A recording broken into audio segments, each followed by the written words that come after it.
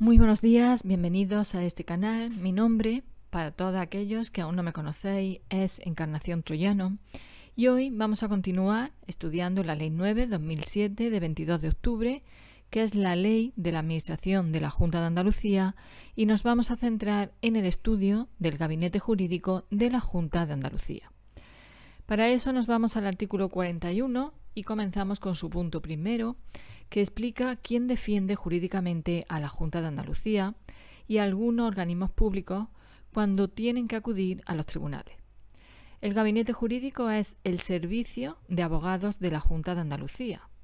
Los abogados que trabajan allí, es decir, los letrados y las letradas, son quienes representan y defienden a la Junta ante los jueces y tribunales. Por ejemplo, una empresa demanda a la Junta porque cree que una adjudicación pública fue incorrecta. La Junta, en este caso, no contrata a un abogado privado. La defenderán los letrados del gabinete jurídico. Este gabinete representa y defiende a la Administración de la Junta de Andalucía, a su agencia administrativa, al Consejo Consultivo de Andalucía y al Consejo Audiovisual de Andalucía. Por ejemplo, un ciudadano presenta una demanda contra una consejería de la Junta de Andalucía. La defensa la lleva el gabinete jurídico. O, por ejemplo, una agencia administrativa recibe una reclamación judicial. En este caso, también la defiende los letrados del gabinete jurídico. O el Consejo Audiovisual tiene un litigio y sus abogados serán también los del gabinete jurídico. Hay que tener en cuenta que una cosa es la función de representación y otra es la función de defensa en juicio. La representación es actuar en nombre de la Administración ante el juez y la defensa es presentar argumentos, pruebas y recursos para proteger sus intereses. Por ejemplo, si un ciudadano reclama una indemnización de 30.000 euros contra la Junta, el letrado comparece en nombre de la Junta. En este caso estaríamos hablando de representación. Y explica por qué considera que la Junta no debe pagar esa cantidad. Y en este caso estaríamos hablando de defensa. La referencia al artículo 551.3 de la Ley Orgánica del Poder Judicial simplemente indica que esa función está reconocida por una ley estatal que autoriza a los servicios jurídicos de la comunidad autónoma a defenderlos en los tribunales. Es la base legal que permite que los letrados de la Junta actúen como abogados de la Administración.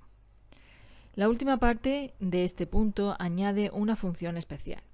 Establece que cuando la Junta ejerce la tutela de un menor, por ejemplo, un niño o un adolescente tutelado porque sus padres no pueden hacerse cargo de él, los letrados del gabinete jurídico también los representa y defiende en los juicios. Por ejemplo, imaginaros un menor tutelado que debe intervenir en un procedimiento judicial relacionado con su protección. Los abogados del gabinete jurídico actúan en su nombre.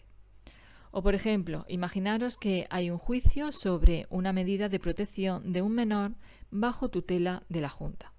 La representación del menor corresponde a los letrados del gabinete jurídico. El punto segundo de este artículo 41 añade otra gran función del gabinete jurídico. Establece que no solo actúa como abogados en los juicios, sino que también asesora jurídicamente a la Junta de Andalucía y la representa en otros procedimientos que no son estrictamente judiciales. Es decir, asesora al Consejo de Gobierno, a la Administración Pública de la Junta de Andalucía y a la agencia administrativa. Por ejemplo, imaginad que la Junta quiere aprobar un nuevo reglamento sobre ayudas al empleo. Antes de aprobarlo, pide un informe al gabinete jurídico para comprobar que cumple la Constitución y las leyes. Otro ejemplo sería el de una consejería que quiere firmar un convenio con un ayuntamiento. Antes de firmarlo, consulta al gabinete jurídico para saber si el convenio es legal y cómo debe redactarse. El gabinete jurídico también representa a la Junta en otros procedimientos distintos de los juicios mencionados anteriormente. Es decir, no solo interviene ante jueces y tribunales, sino también cuando la ley exige representación jurídica en otros ámbitos. Por ejemplo, un procedimiento ante un órgano administrativo independiente en el que la Junta debe presentar alegaciones.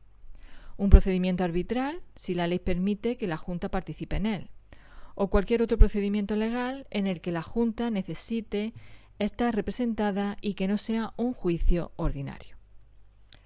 Vamos con el punto tercero del artículo 41, que establece que no todos los organismos del sector público andaluz son defendidos automáticamente por el gabinete jurídico. En algunos casos sí pueden ser defendidos, pero solo si se firma un convenio. Es decir, que si una ley especial establece quién debe asesorar o defender a un organismo, esa ley prevalece. Por ejemplo, una agencia pública tiene una ley propia que dice que dispone de su propio servicio jurídico. En ese caso, no interviene el gabinete jurídico, porque la ley especial tiene prioridad. Este punto enumera varios organismos que pueden ser defendidos por el gabinete jurídico. Y son los siguientes: agencias públicas empresariales, agencias de régimen especial, sociedades mercantiles del sector público andaluz, fundaciones del sector público andaluz o consorcios previstos en la ley. Estos organismos forman parte del sector público andaluz, pero tienen una organización distinta de la Administración General. El gabinete jurídico puede encargarse de asesorar jurídicamente, es decir, dar informes y resolver dudas legales, y de representar y defender en juicio, es decir, actuar como abogados en procedimientos judiciales. Pero esto no es obligatorio. El texto utiliza la palabra podrán, lo que significa que es una posibilidad y no una obligación. Para que el gabinete jurídico asuma esas funciones, debe existir un convenio. El convenio es un acuerdo formal entre las partes, y en este caso el convenio se firma con la consejería competente en materia de presidencia y en él se establecen las condiciones de esa asistencia jurídica. Por ejemplo, qué asunto llevará el gabinete jurídico, desde cuándo y cómo se coordinarán ambas entidades. Por ejemplo, una sociedad mercantil pública andaluza recibe una demanda por incumplimiento de un contrato. Si existe un convenio con el gabinete jurídico, los letrados del gabinete jurídico la defenderán. Si no existe ese convenio, tendrá que defenderse mediante sus propios servicios jurídicos o conforme al sistema previsto para ella. O, por ejemplo, imaginar una fundación pública andaluza que necesita un informe jurídico antes de firmar un contrato importante. Si hay convenio, el gabinete jurídico puede elaborar ese informe. O imaginad también una agencia pública empresarial que tiene una ley que dice que dispone de un servicio jurídico propio. Aunque exista esta norma general, prevalece la ley especial y el gabinete jurídico no asume esa función. Debéis tener en cuenta que esta ley no explica todos los detalles sobre cómo funciona el gabinete jurídico. En lugar de ello, establece que será un decreto del Consejo de Gobierno el que desarrolle la organización y funciones de este gabinete. Es decir, la ley establece las reglas generales y el decreto desarrolla los detalles. El decreto puede indicar cuántos departamentos tiene, quién es su director, cómo se distribuyen los asuntos entre los letrados o, por ejemplo, cómo se sustituye entre sí cuando uno está de baja. Y el decreto también puede regular la estructura interna, las unidades o áreas, quién dirige el gabinete y la dependencia jerárquica. El decreto puede concretar cómo ejercen las funciones de asesoramiento y defensa. Por ejemplo, puede establecer quién emite los informes jurídicos, cómo se decide qué letrado lleva un procedimiento y cómo se coordina con las consejerías. Los artículos 42, 43 y 44 regula quién puede decidir acudir a los tribunales, cómo deben actuar los letrados del gabinete jurídico y cuándo pueden defender a las autoridades y empleados públicos. Concretamente, el artículo 42 establece que la decisión de presentar una demanda o iniciar un procedimiento judicial en nombre de la Junta de Andalucía corresponde al Consejo de Gobierno. Y es importante diferenciar entre decidir demanda, que corresponde al Consejo de Gobierno, y defender la demanda ante el juez correspondiente, que le corresponde al gabinete jurídico. Por ejemplo, una empresa incumple un contrato con la Junta. El Consejo de Gobierno decide demandarla y los letrados del gabinete jurídico presentan la demanda y llevan el juicio. O, por ejemplo, la Junta quiere reclamar una indemnización. No puede decidirlo un funcionario por su cuenta. La decisión corresponde al Consejo de Gobierno. La idea clave es que el Consejo de Gobierno decide acudir a los tribunales y el gabinete jurídico es el que ejecuta esa decisión y lleva el procedimiento. El artículo 43 establece que cuando los letrados representan a la Junta deben actuar respetando 3 principios. El primero de ellos es el principio de legalidad, es decir, deben actuar conforme a la ley. No pueden defender una actuación que saben que es ilegal utilizando medios contrarios al derecho. Por ejemplo, si una consejería quiere presentar un recurso fuera de plazo, el letrado debe advertir que legalmente no es posible. El segundo principio es el principio de buena fe, es decir, deben actuar con honestidad y lealtad procesal. No pueden engañar al juez ni ocultar pruebas de forma ilícita. Por ejemplo, no pueden presentar un documento falsificado para ganar un juicio. Y en tercer lugar tenemos la defensa de la comunidad autónoma. Esto quiere decir que su misión principal es proteger los intereses de la Junta de Andalucía. Por ejemplo, si un particular reclama 500.000 euros a la Junta, el letrado defenderá los intereses de la comunidad autónoma aportando los argumentos jurídicos que considere oportuno. Continuamos con el artículo 45, que su punto primero regula dónde deben enviarse las comunicaciones judiciales dirigidas a la Junta de Andalucía. Los juzgados no tienen que enviar las comunicaciones a cada consejería o entidad por separado, sino que como regla general las envían al domicilio del gabinete jurídico, que es quien representa y defiende jurídicamente a la Junta de Andalucía. Por ejemplo, un ciudadano presenta una demanda contra la Consejería de Salud. El juzgado no envía la demanda a la sede de la consejería, la envía al gabinete jurídico de la Junta de Andalucía, que será quien la reciba y quien actúe en nombre de la Junta. El punto segundo establece que si las entidades del apartado tercero del artículo 41 que hemos estudiado anteriormente están siendo defendidas por abogados, es decir, por letrados del gabinete jurídico de la Junta de Andalucía, entonces también se le aplican las mismas reglas del apartado anterior. Es decir, las notificaciones, citaciones, emplazamientos y demás comunicaciones judiciales se enviarán al domicilio del gabinete jurídico de la Junta de Andalucía. Por ejemplo, imaginaros una agencia pública de la Junta de Andalucía que es demandada y sus abogados son letrados del gabinete jurídico. La demanda se notifica al gabinete jurídico.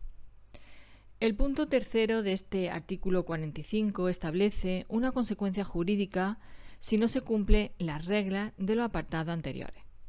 Establece que si un juzgado envía una notificación, citación, emplazamiento o cualquier otra comunicación procesal a un lugar distinto del que establece el artículo, esos actos son nulos, es decir, no tienen validez jurídica. En otras palabras, las comunicaciones se consideran como si no se hubieran realizado correctamente. Por ejemplo, imaginaros un juzgado que demanda a una consejería de la Junta. En lugar de enviar la demanda al gabinete jurídico, la envía directamente a la consejería. Esa notificación sería nula. O, por ejemplo, un juzgado que cita a una entidad defendida por el gabinete jurídico. La citación se envía a la sede de la entidad y no al gabinete jurídico. En este caso, la citación es nula y deberá practicarse de nuevo correctamente. El artículo 46 de esta Ley de Administración de la Junta de Andalucía significa que la Junta de Andalucía y determinados organismos públicos no tienen que aportar garantías económicas cuando una ley la exija en un procedimiento. Es decir, que la Administración de la Junta de Andalucía, las agencias y las entidades públicas con régimen de independencia funcional o de especial autonomía no están obligadas a constituir depósitos, cauciones, consignaciones y cualquier otra garantía económica que las leyes puedan exigir. Es decir, que están exentas, es decir, liberadas de esa obligación. Vamos a ver cada uno de estos conceptos, qué es lo que significa. El depósito es una cantidad de dinero que se entrega para poder realizar un trámite procesal. Por ejemplo, en algunos recursos la ley exige depositar una cantidad antes de presentarlo. La caución es una garantía para asegurar que se cumplirán determinadas obligaciones o para responder de posibles daños. Por ejemplo, un juez exige una caución para adoptar una medida cautelar. Y la consignación es un ingreso de una cantidad de dinero en la cuenta del juzgado. Por ejemplo, consignar una cantidad para suspender la ejecución de una resolución. Vamos a ver algunos ejemplos. Un particular quiere presentar un recurso y la ley exige un depósito de 50 euros.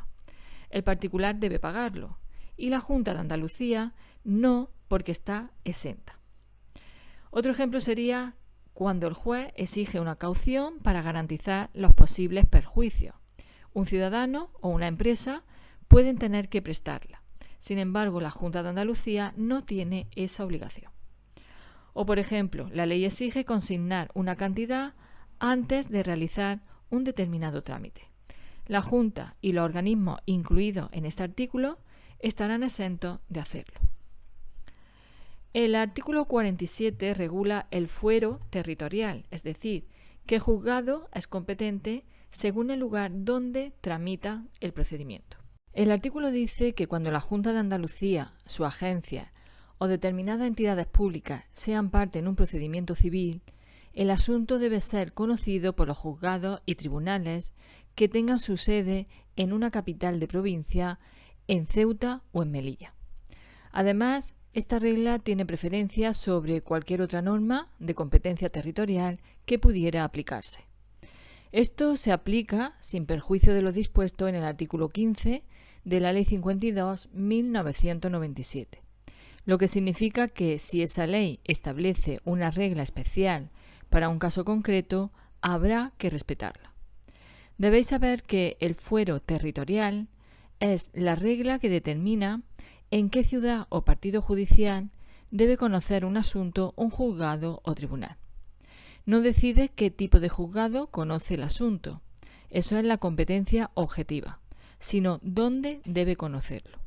Por ejemplo, un ciudadano demanda a la Junta de Andalucía por un contrato firmado en un pueblo de Jaén. No conocerá necesariamente el juzgado de ese pueblo, conocerá un juzgado de la capital de la provincia, es decir, de Jaén capital. O, por ejemplo, imaginaros una agencia de la Junta que tiene un litigio civil relacionado con un inmueble que está situado en un municipio de Cádiz. Aunque el inmueble esté en un pueblo, el procedimiento se tramitará en un juzgado con sede en Cádiz capital. Un ejemplo cuando existen dos normas. Una dice que el juicio debe celebrarse donde está el inmueble y otra dice que si interviene la Junta será competente un juzgado de la capital de provincia. Se aplica este artículo que estamos estudiando porque establece que tiene preferencia sobre cualquier otra regla de competencia territorial. Continuamos con el artículo 48 que regula un privilegio procesal de la Junta de Andalucía cuando es demandada en un proceso civil. Cuando se presenta una demanda contra la Administración de la Junta de Andalucía o una de sus agencias administrativas, el letrado del gabinete jurídico necesita tiempo para preparar la defensa. Por eso, cuando recibe la primera comunicación del juzgado, por ejemplo, la demanda o una citación, puede pedir que el procedimiento se suspenda temporalmente. En principio, el juez debe conceder esa suspensión, pero tendríamos que saber para qué sirve la suspensión.